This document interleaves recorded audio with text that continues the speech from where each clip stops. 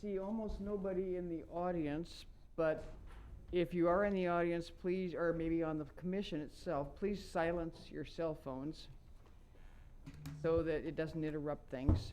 The way these meetings work is the staff will discuss the item and we will ask technical questions. And after that, then we open it to the public, whether you're online or in the audience, for your views. And then it gets back to the commission for a vote. And then we go on to the next item. Mark, call the roll.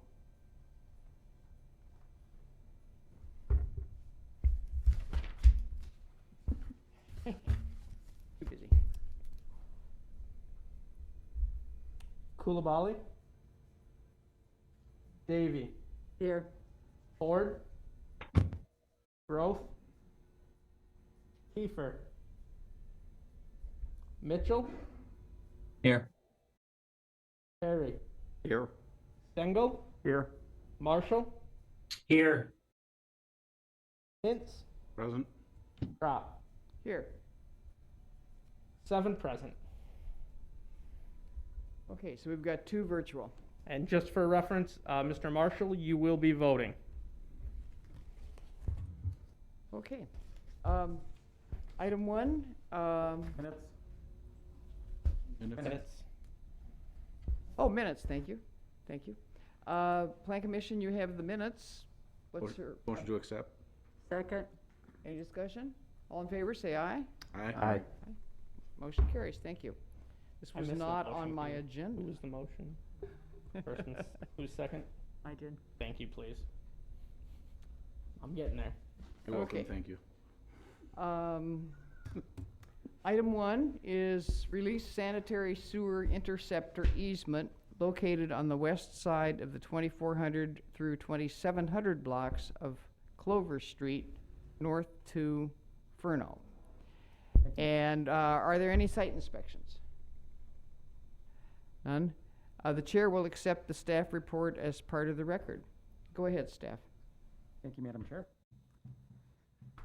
The Department of Public Works is requesting a release of a sanitary sewer easement located on the backs of the 2400 block through 2700 blocks of Clover, and extending further north to the south side of West Furno Avenue.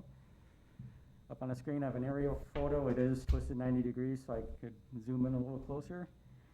The subject area involves 26 city lots, 6 of which are single family, 18 two-family, 1 industrial, and 1 agricultural, and 2 agricultural lots located in the town of Oshkosh. In 1976, the city was granted a 20-foot wide easement to allow construction of a sanitary interceptor sewer easement to enable the discharge of leachate from the Winnebago County landfill, which is located on the left side of the screen. At the time when the easement was recorded, the underlying land consisted mostly of large agricultural tracts that were located in the town. Since then, much of this land has annexed into the city and developed within the easement, now located in the backyards of the residential lots.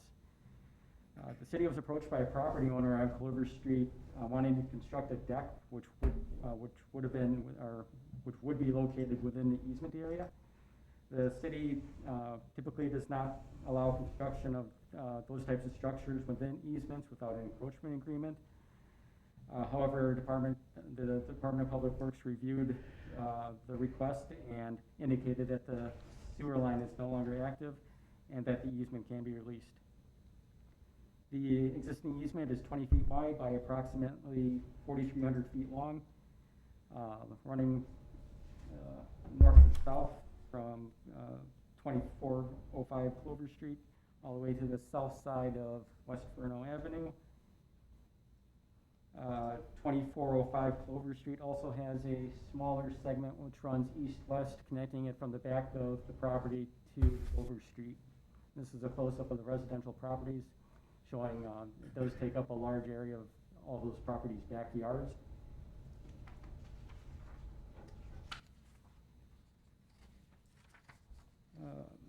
In 1996, Fernal Avenue was constructed, and at that time, the sewer was rerouted from the Interceptor to sanitary sewer main that was constructed on West Fernal Avenue, which is the purpose or the reason why the Department of Public Works is okay with releasing this easement. The Department of Public Works is coordinating with the City Attorney's Office to prepare the necessary documents to have the easements released, and will be recorded at the Winnebago County Register of Deeds upon approval by the Common Council, and that is scheduled for next week, October 13th. So staff is recommending approval of the release of the sanitary interceptor easement as requested. Okay, technical questions, Commission? Hearing none from the virtual people. I'll entertain a motion. Oh, is there, no, there's no applicants here. Any public comment? No, back to the Commission. Commission, I'll entertain a motion. Motion to adopt the findings and recommendations as stated in the staff report. Second. Any discussion? Okay, call the roll. Davy, Yes. Aye. Kiefer,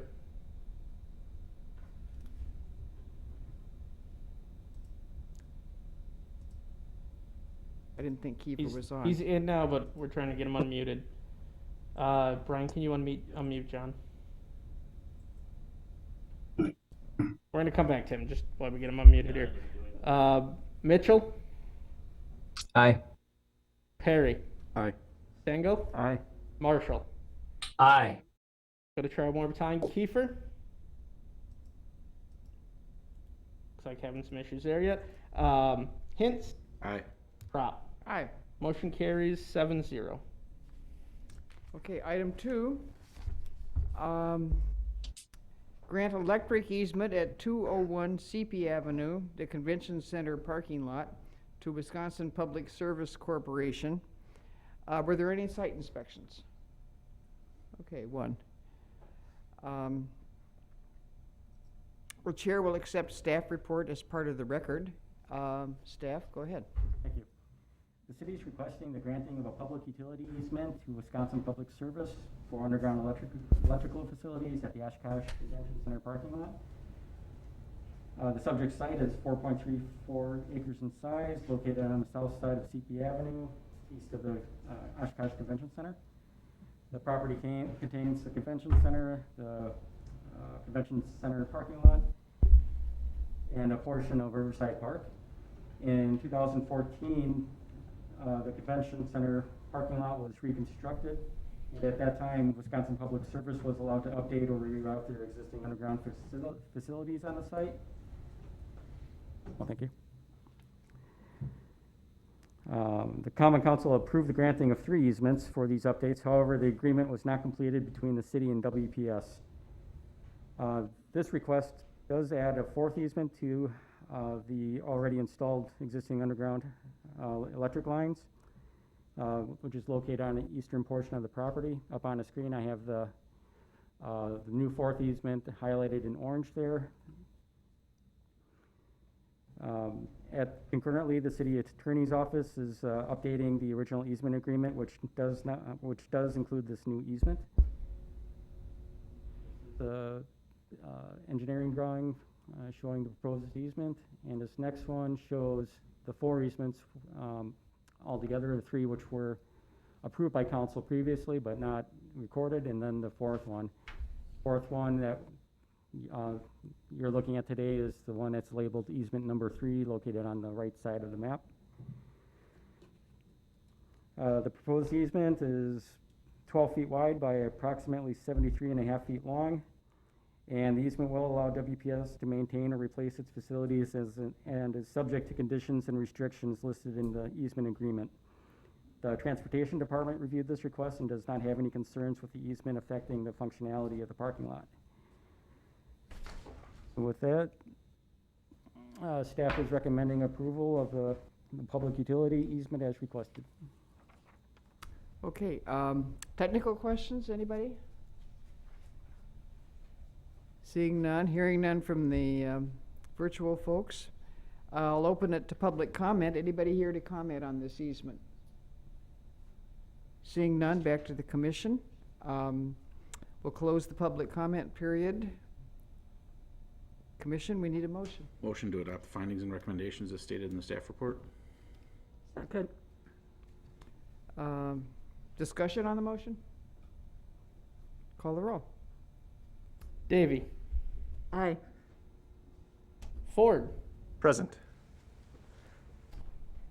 Kiefer, do we got the, Aye. there we go. Hey, Mitchell,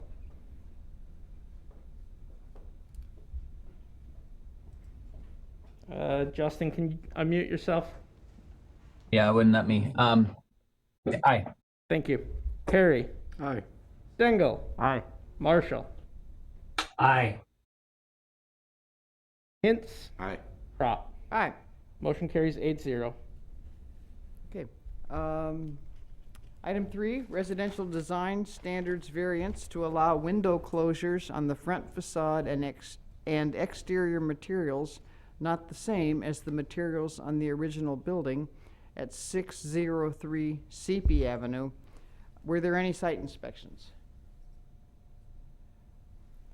The chair will accept the staff report as part of the record. And staff, go ahead, Stephen. Thank you. So this is a residential design standard variance request, and there is some history to this one. As many of you will probably remember, this did come through Plan Commission before. It was here, I think, back in April. So earlier this year, they did work on this property without approvals and without permits. They ended up closing off the side lights and transom window around the front door. So we'll show you that in a minute to kind of refresh you on it. They came to us at the March 17th meeting. We had them on the agenda. And at the time, the applicant was having discussions with the Inspections Services Division.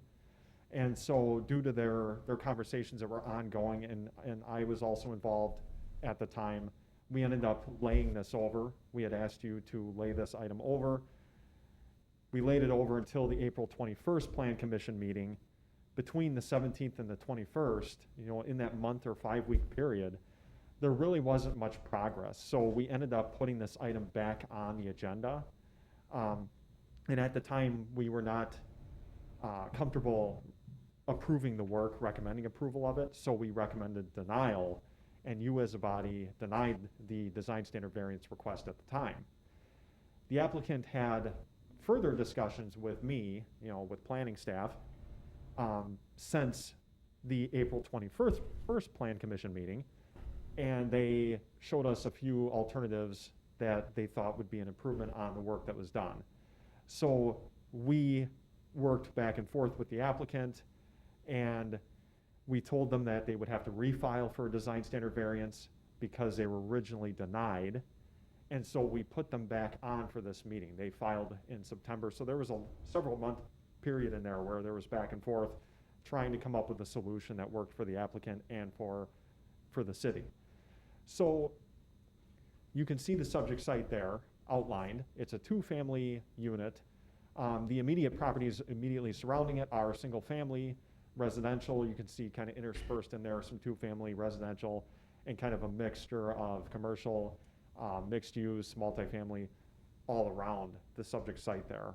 The subject site is a corner lot, so it's pretty prominent. You see an aerial there. Again, that subject site outlined there. And the properties around it are residential with similar scale and varying character. So we have 2 code references here in place. So it's kind of a 2-part variance. The first is the pretty common one that we see, the prohibition on closing window openings on front facades. This is a street-facing facade, so we generally prohibit window closures. They cannot be approved by right, as we made clear to the applicant. They have to come through this body. The second code reference there is that the exterior materials are expected, they're required to be the same as the existing building. generally the same materials or combination of materials as used on the existing building. The intent of that, obviously, is to prevent a hodgepodge of patchwork appearance on the front facades and the street-facing facades of these properties for single and two-family residential. You can just see some of the neighborhood context. I had shown these pictures back in April. So just to refresh you, you can see you can get a sense of some of the residential and some of the character. One of those, I believe the top one is just down the street, a few houses from the subject property, and then the one on the bottom is across the street. So if you look at the top image on the right there, that is what the original appearance of the house was, of that facade, before this work was done. On the left is the table just showing you, and that's in your staff report too. Most of the windows did not change on the front facade, obviously, but the ones in question immediately around the front door were obviously eliminated, so that's problematic. That was done, again, without approval and without any plan commission review at the time, or staff review. So originally they put in a new door with a brick molding around it, and then some white vinyl siding there. You can see how stark that is, that contrast between that siding and the two prominent siding materials on that front facade.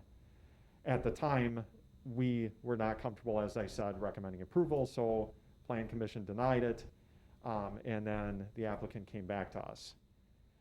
They actually, I think a week after the April 21st meeting, they were at the store and they actually sent me a few images of alternative doors. So you can see this door versus the one on the bottom right image. They replaced the door. That, again, that was done without any review or a permit. I mean, we as staff did look at their doors, and we did tell them that the door they were looking at was an improvement. We did not give them the go-ahead to just go and put it in, but we did say that it was an improvement on what they had. You can see what they've done. It looks like they painted that vinyl siding or that lap siding around the door.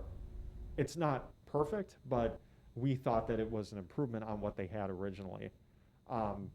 One thing that is still not addressed is the brick molding around the door. We'd like to see that, if this is approved, we'd like to see that painted to match that siding, so that it doesn't stand out. We've got like 3 or so different colors going on there. We'd like to kind of minimize that contrast there. So we looked at this, we had a lot of back and forth, and on this one, we felt that it was an improvement, and so we, again, looking at the surrounding context and on at the architectural integrity of the house, we thought that we were comfortable recommending approval of this.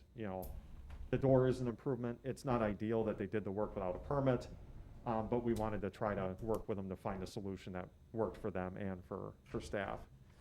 So with that, I think that is essentially what I have. And then here, again, the recommendation with these conditions. This variance being narrow in scope, so only for the work already completed and not for any additional work beyond what has been done already. We would recommend putting a condition that any future work not in conformance with the design standards would come through this body and be pre-approved, so not the way they've done it. And then I did mention in there painting the brick molding to match the color of the vinyl siding, and then obtaining all required approvals and building permits for this work already completed and for any future work on the property. Okay, technical questions? Anybody have technical questions? Mr. Marshall. I guess I'm not sure if this is a technical question, but my question is just about the area around the door matching everything else. So why would painting it necessarily make that okay? Just because it's still 3 different materials, and I mean, while you might match the color, I don't know. I mean, I would think you would want to match the material as much as you possibly can.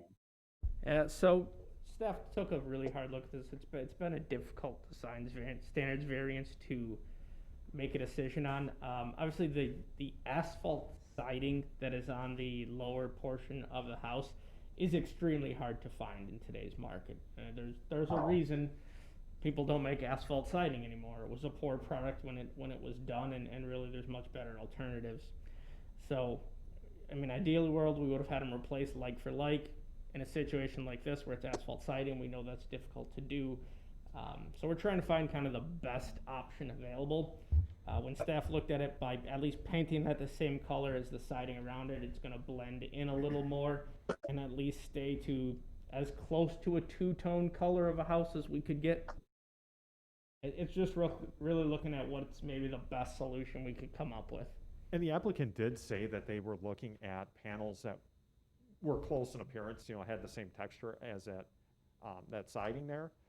The applicant cited the cost as the reason for not going that route, but just wanted to let you know that he was in touch with me and we were bouncing ideas about why don't you look at these panels that are similar to that. Yeah, when the problem with a lot of these products that mimic the old asphalt siding is they come in large packages, more than just enough to fill around the door. So the applicant would have to buy significantly more for a small area. Is that economic hardship? Is it worth it in this case? That's part of the stuff that Planning Commission really has to decide on, is what is that impact on the architectural appearance of the home versus making them, spend that extra cost to try to match it a little better.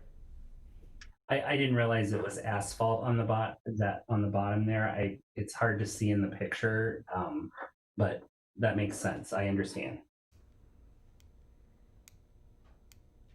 Okay, I have a technical question. That bottom half of the front facade, whatever, is that the asphalt? That's the asphalt. Yep. Well, of course, it's horrible. The door part is much better. But I thought when I drove there that everything else, all the rest of the sides are the gray siding, is that Yep. correct? I believe so, yep. I think this is only on the front. It's only on the front. I remember. Well, it just glares. It's awful. So I don't know what we can do about it, and that's partly discussion. Mhm. But no, that answers the question about what the technical situation is. Any other technical comments, questions? Okay, we'll open the public comment. Is there an applicant present? No, No? I don't believe so. And he's not virtual either? No, I don't believe so. Okay. Then is there any other public comment? Okay, seeing none, back to the commission. We'll close the public comment. Commission, we need a motion. Motion to adopt the findings and recommendations as stated in the staff report. Second. Thank you. Discussion on the motion. John?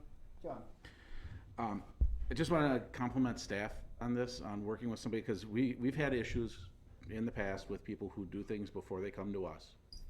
And you went back and you made a genuine effort to work with them. You've compromised as best as you can by going by there. I mean, yeah, this material's not the best, but it's also making a not so nice house look better. And that's what the goal, I think, of our ordinance was on this. And it's good to see that you're at least more flexible. You're working with people, because when this first started out, you guys know, it was really clunky. Everything was really rigid, and we're trying to find our way. And it seems like you guys are finding your way, which is going to be good for the public as a whole.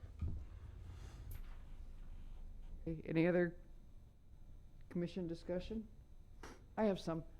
What are they painting now?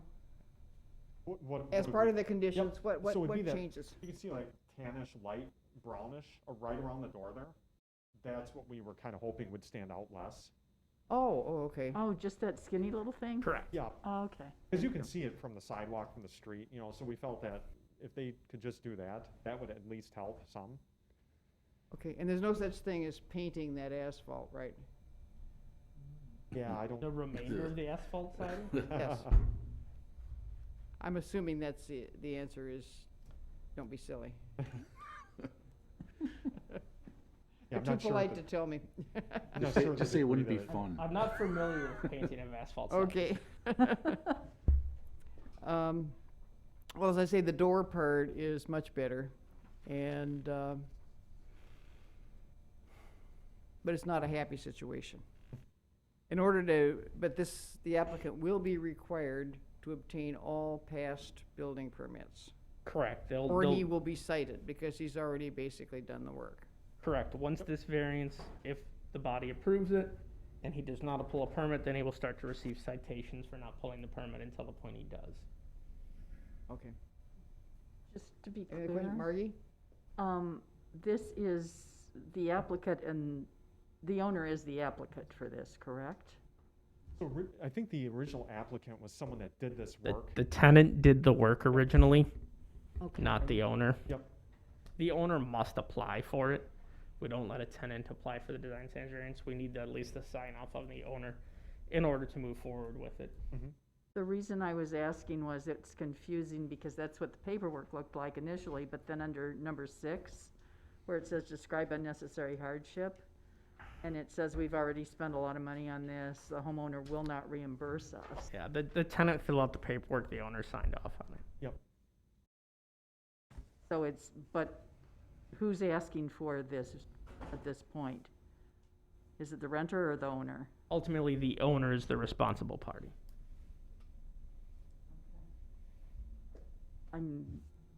I'm concerned about the answer on number 2 also, but I don't think this is the place to discuss that. Okay, we ready to vote? All right, If I call could the just roll. can I ask a question? Is that Sure. Kathy? Is this a scenario where they're in the River East Neighborhood Association, and I know a couple of times people have mentioned, the appearance and cost prohibitive and whatnot. Is that a possible area where Oshkosh Healthy Neighborhoods could potentially get involved?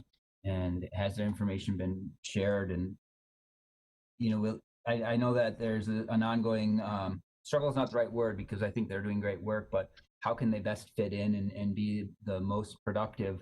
And it would seem to be if there was an avenue in cases like this where we could almost hand off in a way, here's an issue site. There's some things to work on, and we think that there could be vast improvement. The neighborhood itself, right in that area, is pretty nice. It would be great to be able to have that type of relationship with GoH&I to step in and address some of those things that we'd like to maybe see, but as you said, are cost prohibitive. Yeah, not only GoH&I, but there's also plenty of city programs for this type of stuff. It really comes down to applicants, tenants being willing to share financial information to see if they qualify for programmings, and not all applicants are willing to do that. Do we know if in this scenario, are these programs, are there brochures and information provided? Yes. Yep. We provide all of our brochures to individuals, especially when it comes to stuff like this curb appeal, minor exterior work. Got it, thank you. Okay, ready for the vote? Okay, call the roll. Davy, Aye. Ford, Aye. Kiefer, Aye. Mitchell, Aye. Perry, Aye. Stengel, Aye. Marshall, I Hintz, Aye.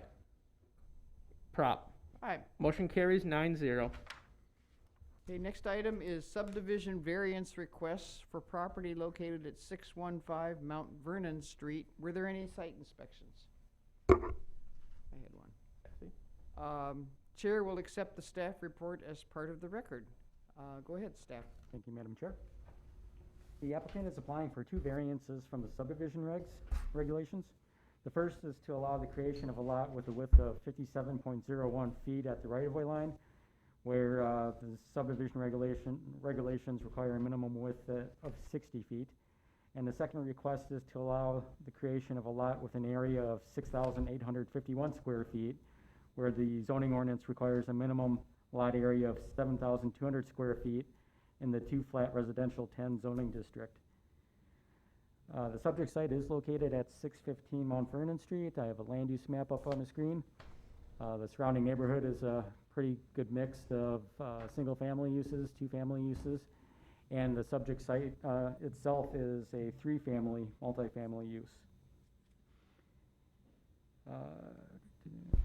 The air photo closer up of the site, and then I'm going to zoom in closer yet. The owner of the property to the south approached, the owner of 609 Mount Vernon approached the owner of 615 Mount Vernon to see about acquiring 3 additional feet, or the south 3 feet of the 615 property to resolve some non-conforming issues and to help her widen her driveway with.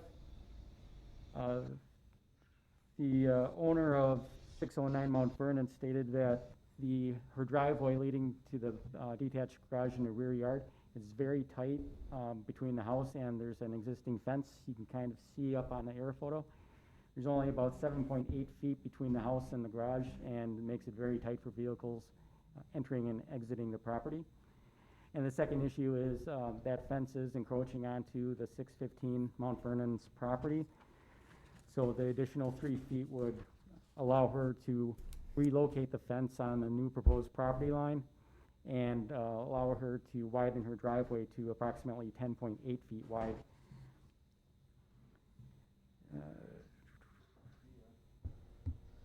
Now, when looking at the rest of the neighborhood, there is a great variety of lot widths, depths, and area. Up on the screen, I'm showing the block north of the subject site. I have 615 Mount Vernon outlined in blue. But the area has a great mixture of different lot sizes, and reducing the width of 615 Mount Vernon would not be out of character with the rest of the neighborhood.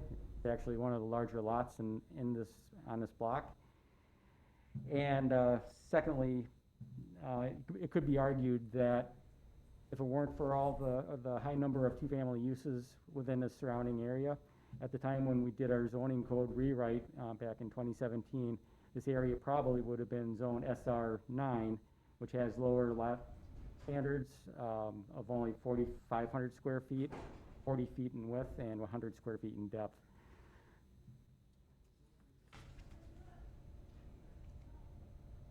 This is a copy of the draft CSM, which will be used for the land division if the board, Plan Commission approves this variance request. On the right side, it's zoomed in closer, showing the existing conditions. The line with the X.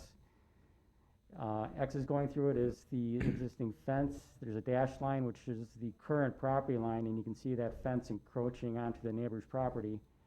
And then the solid line, just a little bit north of that, is the proposed lot line, which allow her to widen the width of her driveway and relocate that fence. The proposed lot line will, let me go back to the air photo. The new proposed lot line will get in close proximity of a shed located at the 615 property. The owner of 615 has indicated that that shed's in disrepair and it is planned to be raised. So the new lot line will not put the shed into a non-conforming setback situation. Staff is of the opinion that the reduction of 615 Mount Vernon's width and area will not adversely affect the neighborhood, and it will, in fact, eliminate 2 non-conforming issues at the 609 property. So based on that, staff is supportive of the 2 variance requests as proposed. Okay, technical questions? Anybody have technical questions? Evidently not. Is an applicant here to speak to this? Does not look like it. Applicant is not here to speak. Anybody else wish to speak to this item? Okay, seeing none. Back to the commission. Commission, we need a motion. Motion to adopt the findings and recommendations as stated in the staff report. Second. Discussion. Anybody have? Who was the second? Was that John Kiefer? John. Thank Yep. you. Okay, discussion on the motion. Anybody have discussion? Kathy, just one Did you have something to say, Yep, Justin. Justin? Yeah, thank you. I know that sometimes these issues can be difficult for neighbors, in particular, some of the shared driveway scenarios and whatnot. So, I don't know how well they're getting along, but I would just offer commendations for them for working through this and coming to some sort of workable solution that enables, both parties to get what they need. So, Yeah, agreed, thank you. Any other discussion? And we'll call the roll. Davy, Aye. Ford, Aye. Kiefer, Aye. Mitchell, aye. Perry, Aye. Stengel, Aye. Marshall, Aye. Hintz, Aye. Rob. Aye. Motion carries 9-0. Okay, next item is general development plan and specific implementation plan for commercial development at 1844 Oshkosh Avenue. Were there any site inspections? The chair will accept the staff report as part of the record. Go ahead. Thank you. So the subject site is located on the east side of North Kohler Street, north of Oshkosh Avenue. It is within the Corporate Business Park District and has a planned development overlay. So here's a view of the subject site. It includes a parkland to the north, vacant commercial to the west, and vacant commercial to the east. The applicant is proposing a 2-building development. Both will be commercial buildings. The north building will be 2 stories, with the first floor being retail and restaurant spaces, and the second floor being professional space, and also include a ground floor covered patio area. The south building will be a single-story multi-tenant retail building. It'll also have a drive-through lane on the east side, likely for coffee sales or similar tenants. The site will have 2 accesses from North Kohler Street. For the southern access, Public Works is recommending a condition that it be right in, right out access only to alleviate traffic concerns on North Kohler Street. It'll also have a cross-access drive aisle on the east side of the site for access to the neighboring vacant commercial land to the east. The applicant is requesting reduced front yard setbacks along the north to 11 feet for pavement for a bike rack pad. Also requesting reduced setback along the side property line, which is to the east. They want that reduced from 10 feet to 5 feet for parking lot area, as well as for a drive-through that will extend into that setback. They're requesting this as site constraints related to the unique lot configuration result in difficulties in meeting those setbacks and providing the required parking. Staff is supportive of the BSMs to allow the reduced setback as the bicycle parking pad is relatively small in area, and the eastern parking and drive-through lane will likely be abutting a similar commercial parking lot with shared access to the site. Here is the landscape plan. It is meeting all code requirements for landscaping points for paved areas, street frontages, and yards. However, for the building foundation landscaping, it is meeting the total point requirement for both buildings. However, code requires the landscaping points to be met separately for both buildings. So we'll need to address that during site plan review. Also, code requires 50% of the required building foundation landscaping points to be on the entrance side of the building. So in this case, that'd be the north facade of the south building and east facade of the north building. They're not providing landscaping along those foundations, but they are providing those points along the street-facing building foundations. So they're requesting a BSM to allow that adjustment of the points, and staff is recommending approval of that BSM as those are the most prominent facades of the building where they're providing those building foundation landscaping points. They're proposing 2 monument signs, one along each entrance. Code allows a maximum of 1 ground sign per street frontage, so they do need a BSM for that as well. Staff is supportive of that. As the way the site is configured, it kind of functions as it has 2 entrances or 2 frontages. So staff is supportive of the 2 ground signs. They're also requesting reduced setback for both of those signs. I believe the one to the north to 5 feet and the one to the south to 10.7 feet where a 30-foot setback is required. So staff is supportive of that BSM for the reduced ground sign setback. It's consistent with neighboring corporate business park properties where we've approved setback reductions for monument signs. In this case, the site is kind of built out to the front setback, leaving little area for it to meet the setbacks. And here's a rendering of those ground signs. They'll be 10 feet tall by 14 feet wide and meeting the height requirement for the corporate business park district. Here is the lighting plan. It is compliant with all lighting standards with the exception of the east property line. It shows 0.6 across the property line where 0.5 is the maximum. So staff is supportive of a BSM to allow that as it's near that cross-access drive aisle and will likely be abutting a commercial parking lot. And we would also like to see, as part of site plan review, to verify that they will not exceed 0.5-foot candles along the right-of-way line. Here are the building facade renderings of the north building. They are exceeding the 75% Class 1 requirement on all facades. And on the ground floor street-facing facades, which are the north and the west, they're exceeding the window and door area requirement of 40%. And here are the views of those facades. Here's the south building. Again, they are exceeding the 75% Class 1 requirement on all facades and also exceeding the window and door area requirement of 40% on the west street-facing facade. And here's a view of those facades. So overall, they are requesting BSMs for increased number of ground signs, reduced sign and pavement setbacks, landscaping code exceptions.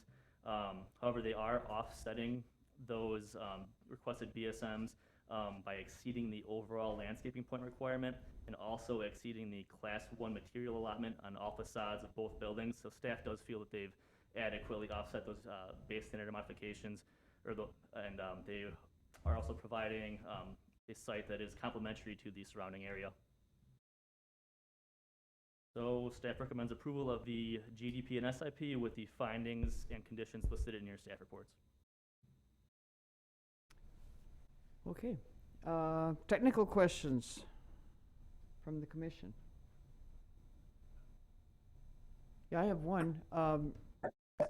The right in, right out from the south drive entrance, how is that going to be signed so that people will be quite tempted? We'll have to public have a works left come turn. up to address that. Typically in the past, we've done these by actual design, so like Steve knows the terminology. Oh, all right. So that the drive is positioned such that you really can't. This would be one where, again, because of the temptation to turn left, it would likely have a triangular or pork chop piece in the middle that would be a right turn in and right turn out with a very narrow and angled so that they would be split apart so that you'd be forced to go right. Or if you're going to try to go left, you're going to have to go in the opposite lane of traffic around the median and really stop all traffic from coming in. Can someone try to do it? Absolutely. But generally, when you put that island in there raised with material in there, that it's a curved island that's going to generally keep them and direct them and won't have the issue of someone just sitting there and saying, well, it doesn't look like anybody's coming. I think I'll just try to go left. They would really have Yeah. Okay, good. So that would be consistent, like the design they used for the right in, right out only that's going in front of the Dunkin' Donuts, Baskin Robbins building just to the east of this. Okay. Yeah. Okay. Other technical questions? Looks like Mr. Marshall. So yeah, it's interesting you bring up that the Baskin Robbins Dunkin' Donuts building because I maybe just have a question in terms, is it the hope that all of these buildings that are going in this new parcel, all these parcels around are kind of uniform? Because in just looking at what's being proposed here and what we see going up over by Casey's and all that, it just looks very industrial. Like everything looks the same, everything's gray and black. Is that what we're hoping for? We're not specifying colors. We only specify the percentage of material types. I guess I could look to maybe the architect and I don't know if it's a more modern architectural style. I'm sure Adam could kind of weigh in on why the color palettes are being chosen these days that are.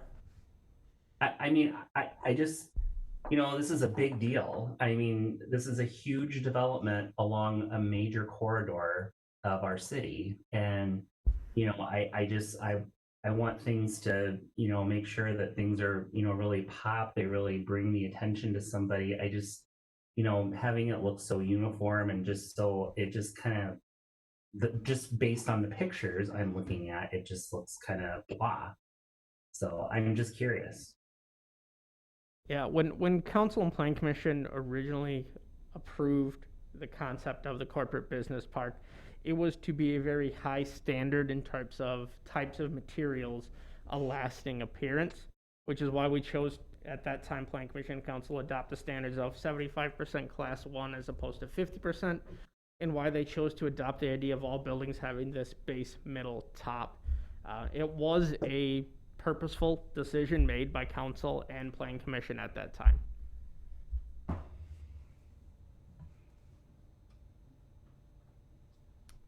Okay, any other technical questions? Kathy? Go ahead, whoever was that. I think that was Thank you. Justin. Is there an image of, and maybe I misread that or heard it, a tent, there's the signs that are gonna go by the sidewalk or the road where they wanted to be much closer. Is that, I think you said a 10-foot sign, just 5 feet off? Is that 5 feet off of the road or 5 feet off the sidewalk, or did that... 5 feet off would be the inside edge of the sidewalk, roughly. 5 feet from the property line, which is generally described as about the sidewalk. One of them is 5 feet off, one of them is 10 feet off. Is there an image of how that looks from, maybe this isn't an issue at all. I'm looking at, like, this is the main corridor into a major city park, and I'm envisioning this 10-foot tall giant sign, even if it looks like a nice sign like they have, being that close up to the road seems, it seems like it would be a little bit out of place. So it would be consistent with what was done for the development to the east. Plan Commission and Council granted similar base area modifications for signage within the setback at those locations.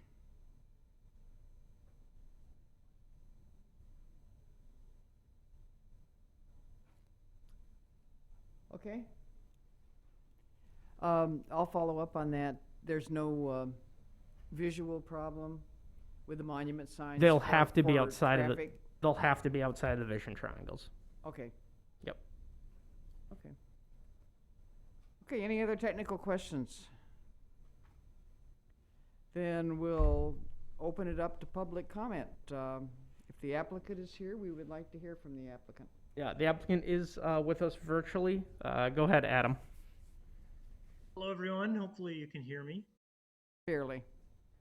Okay, I will try to speak loudly. Really just I'll comment on two items, and then I'm certainly open for questions. The first one is that right in, right out on Kohler Street. That's something that came up kind of late in the process on us, and something that we weren't aware of going through this design. So that's going to create a real hardship for the owners. They've got some tenants lined up for that south building who have indicated they will not sign a lease if that access is denied, if that full access is denied. So I wanted to bring that to your attention and maybe also understand why that's such a concern. There's already a deed restriction along there that pushes that driveway to the point that it's at there. So as a design team, we feel like that's a safe place to put it and shouldn't create much of a headache, I guess. So that's one issue. The second comment I wanted to make was in regards to the architecture and the materials. Originally we had, and this was during the workshop I presented these, I had some elevations that showed some alternative materials on the facade of the building. Based on the 75% class 1 material requirement that the city has, those alternative materials are not allowed. I don't agree that these alternative materials are not of similar high quality and long lasting, but in any event, we recently, in order to obtain approval, revised the elevations to go with all Class 1 materials. And what you'll find in going forward is if you're limiting all of those to Class 1 materials, you are going to end up with some visual continuity.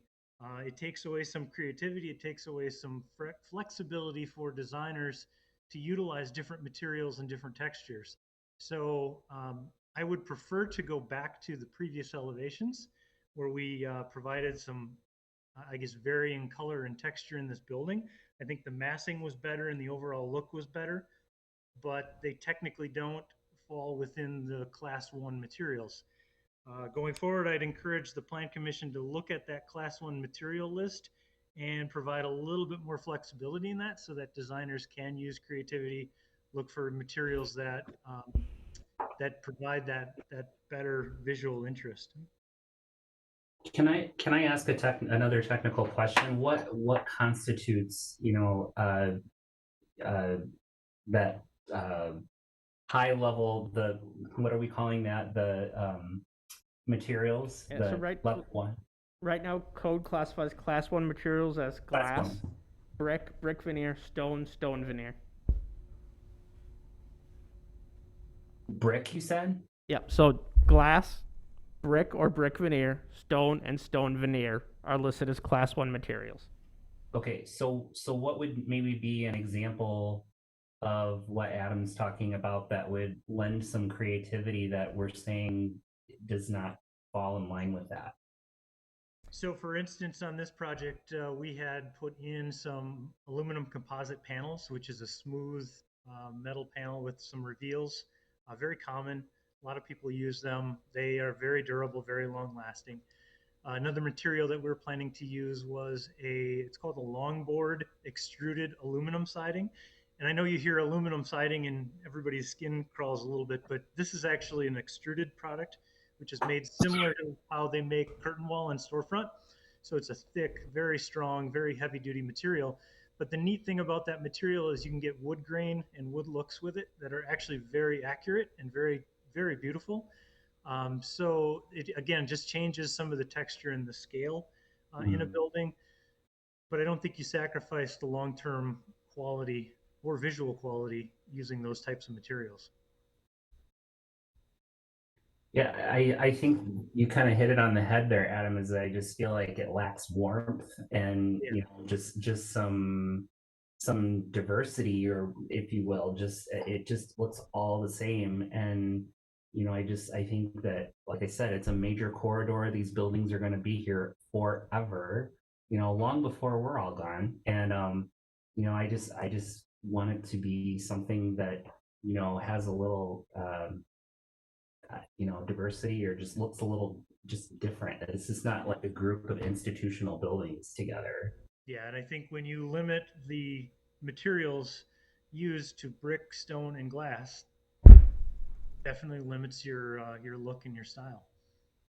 Adam, what could you do about different brick colors? Like that could maybe stay within the rules that we've given, but kind of change the look of it a little bit.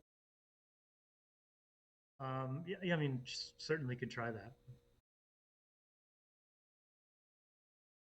Okay, John has a question. Thank you, Madam Chair. Adam, how time constrained are you on this project right now? Because the reason I'm asking is because I know when you brought this into us at the workshop, there were a lot of us that were wowed. Remember, we were calling it the shipbuilding. Right. And that building was just, it was something so different than what we've seen in Oshkosh, and it's changed so much since now. And I was wondering if there was a chance if we could lay this over for 2 weeks or a month or something, so you could work with city staff, and maybe we can come to some kind of a consensus to get it back closer to that. If you would be interested in that, if your time scale works for that, if staff's even willing to work with them on that. I've provided those previous elevations to staff. As you can see on the drawing that's on the screen right now, I've listed this as the alternative design. Yeah, the previous one came in like the 30 and 40% range for Class 1 materials. Significantly below that standard. Obviously it's something Plan Commission can consider.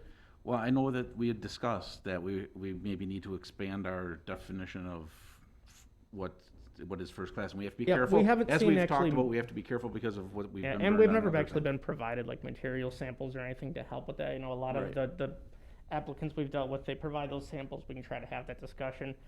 A couple of things, we weren't provided samples. The write-in, write-out thing, this applicant and owner has been made aware of that for over a year from Public Works, that this was gonna need to be write-in, write-out only.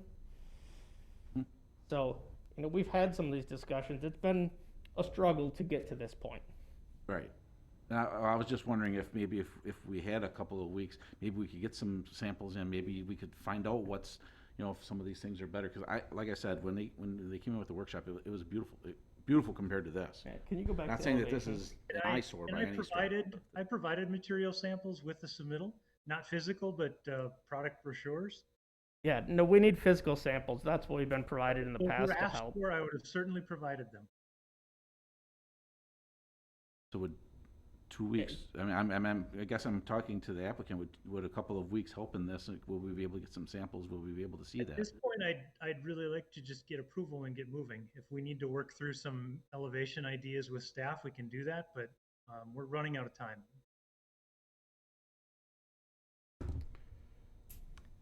Okay, any other questions for the applicant? Is it okay if Steve comments at all on Yes, like the yes, write-in, oh yeah, on the write-out? write-in, That'd write-out, be nice. yeah, thank you. Don't be shy, Steve. Oh, thank you. So with the write-in, write-out, originally staff was open to the full access as long as it lined up with Rath Lane.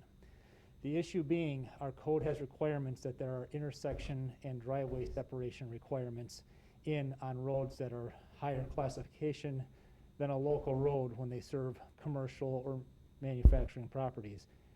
In this case, by shifting that driveway about 80 feet away from the Rath Lane intersection, you're creating turning conflicts when that vehicle wants to be trying to turn left out of this development, and a vehicle that can now turn right off of Rath Lane, maybe in and upon and in their lane as they start to go without looking back, because that vehicle will be basically coming in from the side. They're not lined up where we would like it, and hence with the shift, they're not meeting code of the driveway spacing from the intersections. If this is approved, you can look for another request to put a driveway on the west side from the development that's looking to go there then as well. And we're going to be creating, again, a very difficult situation where we're going to have multiple driveways in close proximity to intersections, close proximity to each other, creating those turning conflicts where the left turners are trying to cross traffic coming from the other direction and may not see it. That is our concern with this layout being shifted away from the Rath Lane, and hence why the write-in, write-out requirement is in. Okay, I'm jumping ahead, but is this the access control variance we're talking about? On Correct. the next item? The next item, which is 5B, is kind of part of this overall project. That driveway and the location it's shown isn't code compliant. They can't have it at that location. Oh, Public okay. Works is recommending, yes, they can have that location with these access control variances if it is write-in, write-out only. If it's not write-in, write-out only, they are not comfortable approval of the access control variance for driveway in that location. Okay, you're also talking though, Steve, about another development on the other side of North Keller. Correct. Correct. Immediately to the And west. We don't know. Immediately to the west of here, just yesterday, we received a GDP SIP for that site. And where would that driveway be on this? By code, they would not be allowed a driveway on Keller Street. Correct. They would have to seek a variance because they cannot meet the intersection spacing. They can go out onto Rath Lane because Rath Lane is a local road. We do not have the intersection spacing requirements on the local road, whereas Keller Street is classified at the current time as a collector. If it continues to increase in traffic from all this, it may jump up to a higher grade even above that. Okay, so that new development knows this, or it will know it, there will only be permitted access onto Rath Lane. Correct. That's been explained to them. And what Steve's trying to say is there's concern if all of a sudden we allow a full access point here, this applicant then to come back and say, well, if they got one, why can't we have one as well? And now we're getting into more and more conflicts in this Rath Lane Keller Yeah, we area. are.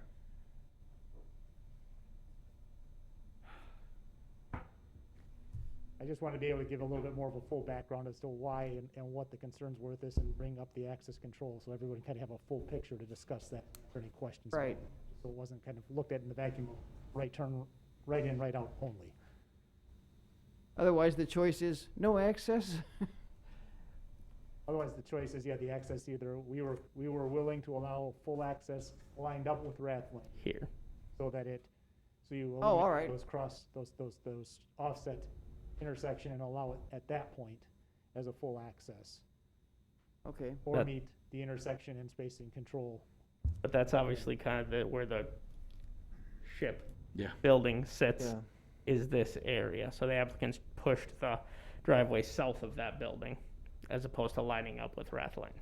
And Mark, part of the other reason we did that is so that if we move the driveway up to line up with Rath Lane, now there's traffic coming from over your back corner, so over your shoulder, off of that curve. So we were concerned with the sight lines from that location. So we pushed it south to try to make that situation better.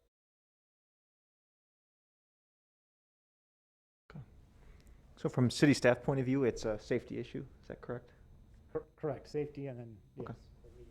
the code for those. Thank you. But the applicant has just stated that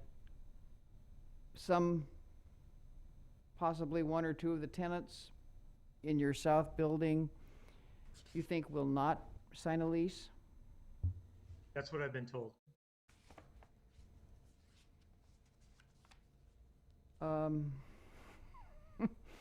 Well, as I pointed out in the beginning, it seems kind of dangerous to me, without the right in, right out.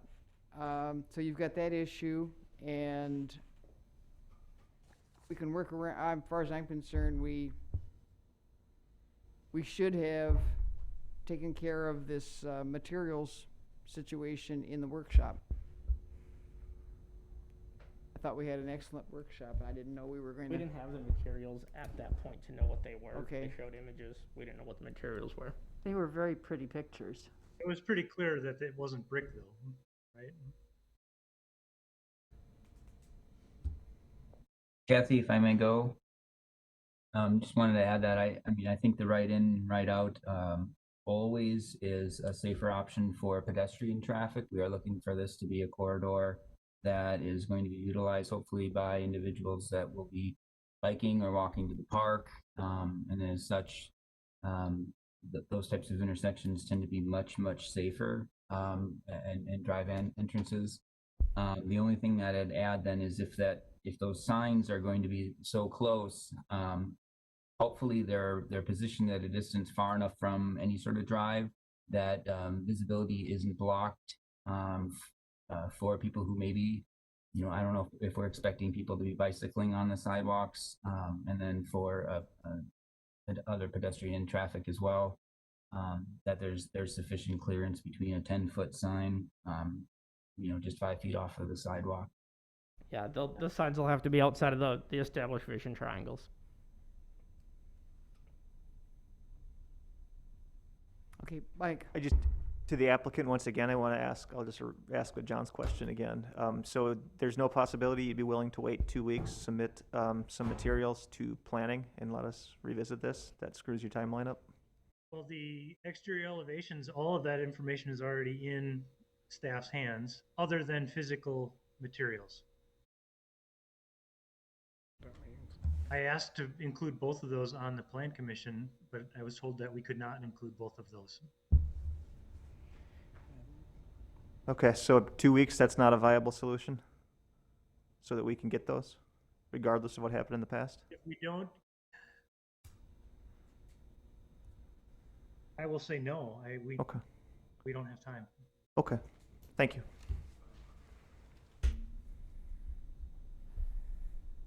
Any other questions for the applicant? Comments right now? Anybody else here speaking, wanting to speak to this item? Seeing none? Nobody else? Okay, for the moment, we'll close public comment period, And you may make a closing statement, Adam, now, or we might want to get back to you as we go through the commission discussion. Okay. Have anything else right now you want to say, or summarize your position? No. No? Okay, for the moment, back to the commission. Commission, we need a motion. Motion to approve the findings and recommendations as listed in the staff report. Second. All right, we have a motion and a second. Discussion. I have to say, if I may, Yeah, Margie. that I would think that safety needs to trump design. And I understand, you know, if a tenant doesn't want to do that, but that's on them. As a former driver's ed teacher, I can't imagine not going with the safety recommendations from the city. So to me, that's not up for discussion. Okay. Mike. Yeah, so maybe this is an impetus for us. I realize unfortunately there's nothing we can do for the applicant today, but maybe this is a chance for us, as Mark has mentioned in the past, to maybe find a time to workshop or revisit that class 1 material idea. Not that we don't want quality materials, but maybe it's impossible to define those, and we need to have maybe a second lane where applicants can come in and find alternate approaches that get at the spirit of the ordinance, which is high quality development, even if they can't meet that letter, because we're setting a hard target and design's a moving target. So I guess that's more of a general comment as opposed to specifically to this item. John? Yeah, I'd like to, I support what Mike said, and also like to add on that maybe, I don't know, and I'm not going to say who did what or anything in this situation. I just know that we could have had materials at a workshop, and we could have had materials here at some point through this process in our hands to see what was going on, and somehow there was miscommunication, or mishearing. I don't know who did what. I'm not going to point fingers at either side. Just that we can get better from this point forward, and that's what I'm hoping for. So. Okay. Commission, anybody else can want to make a statement? I think were you starting, Justin? Yeah, am I able to chime in really quick here? Is there a way, I don't know, Adam, if the materials are a major sticking point for you or not. Is there a way that this can be approved with the ability to come back in 2 weeks if he wanted to revisit materials? That way, the project is able to move forward as is. But if we want to, if material isn't going to be ordered in the next 2 weeks, that is something that could be brought back. So we would need to know by noon tomorrow in order to meet publication deadlines. That's not going to happen. I mean, if that's something, or in even 4 weeks, I don't know what the material ordering timeline is like. But I feel like the sentiment from the commission is that we would certainly welcome re-looking at what Adam and the development is looking to go with, and Phil's issue or sentiment of something that's a bit more, I don't know, creative or unique, I guess. I mean, the materials, I thought everything looked great, but just something that was a bit different or more diverse.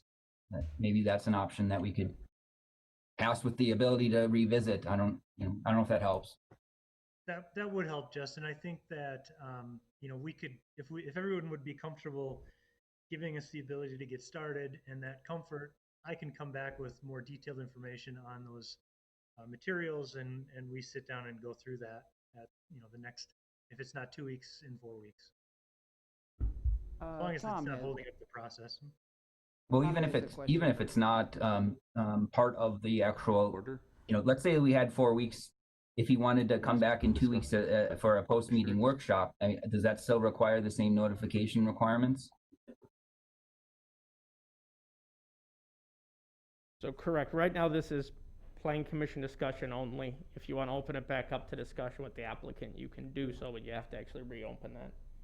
Fair enough. Let me ask you then, is that something that if we did, let's say that materials happen to be submitted next week, can that be added on as a post-meeting workshop, or does that still require So the it would have to come back as an official action. We could workshop it, but we're not gonna be able to issue permits on the building right? until Sorry for the we lack of have my that- clarity. Let me ask it differently. If it came back let's say he submitted stuff next week, could it be added on as a workshop our next meeting to talk through, and if it looked like something that was workable, then right there we could say, all right, let's put it on our next agenda for the formal meeting to do what we're doing right now again. Correct, yes. It could be workshopped at the next meeting, back on for public hearing, as a base hard modification plan development amendment in November, go to council the first November meeting, and then permits could be issued on the project, kind of that mid-November timeframe. Mark, can we, oh, sorry, I can't talk yet. Tom has a question or a comment. The applicant has come to us with a set of designs that they've put out there. They've said 2 times that I've heard that this is what they want to go with. This is what we should be voting on. We shouldn't be sticking words in the applicant's mouth. This is what we should be voting on, and I think that we should vote. Call the question.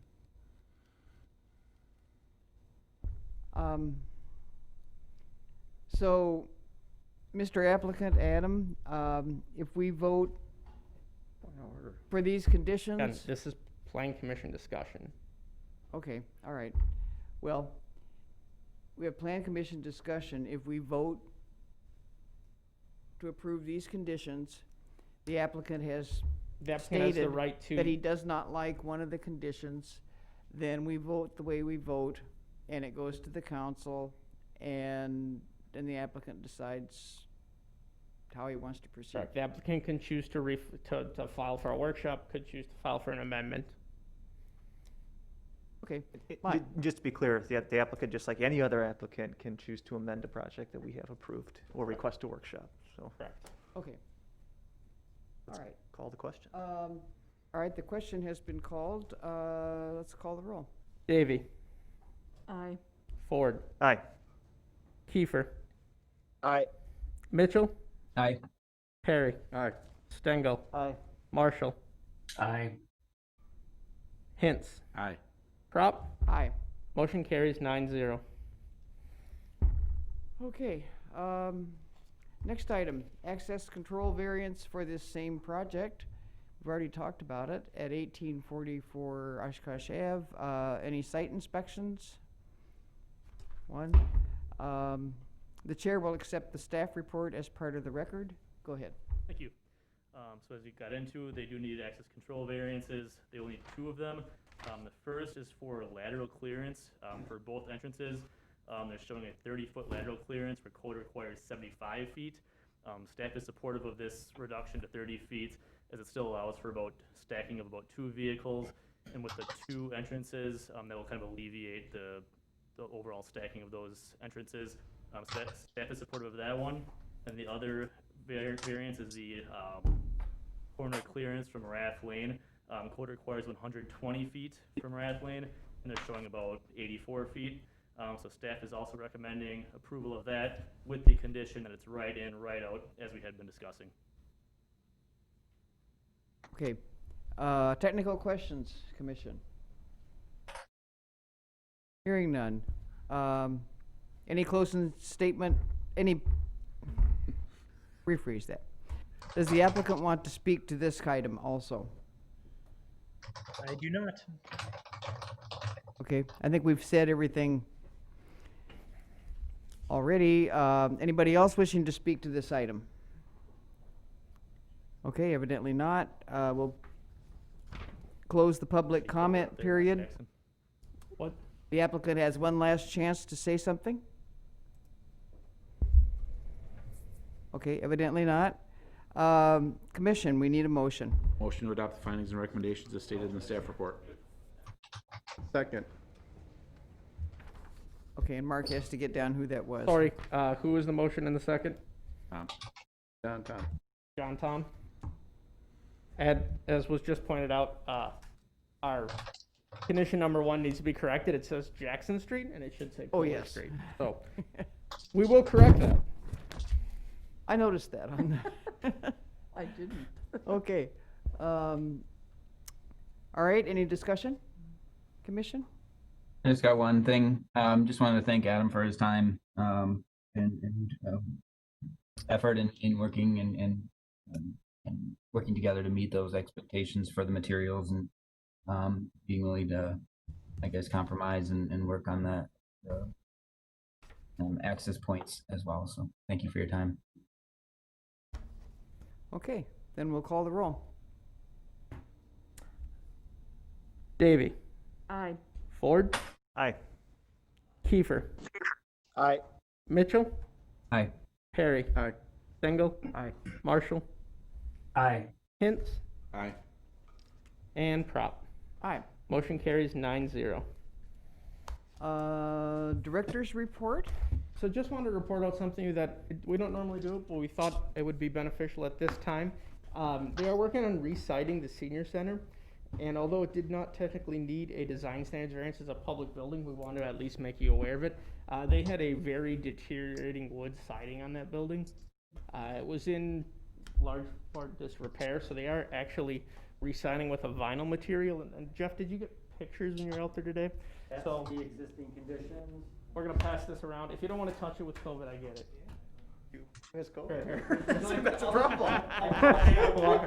This thing, and, it's a vinyl siding product, but yeah, It looks that's good. the wood that was starting to come off the building. 199 of the 1,000 survived. And there is the pictures. It's almost completely finished. You can see kind of Pretty. on the bottom right, top right. See, here unlike is other the people, I actually new want to have it. siding. It really is giving the same appearance with hopefully a material that's going to last them a little longer, serve the building very well. So we just wanted to at least make the Plan Commission aware of it. Looks good. So yeah, the bottom image here, you can kind of see what the old looked like, what the new looked like. Yeah. The Much look better. of the building is really being maintained, just a little bit of an update. Well, it was a lumber warehouse to begin with, so it's. Do it. Makes sense why it was made out of wood, right? We need a motion to adjourn. No, this is just, no action required. No action required. Information. If we don't like it now, it's too bad. No, I was Now we asking need a about a motion motion for to adjourn. adjournment. That's Yes. what I was asking. Yes. Motion to adjourn. Second. All in favor, say aye. Aye. Aye. Opposed. Workshop.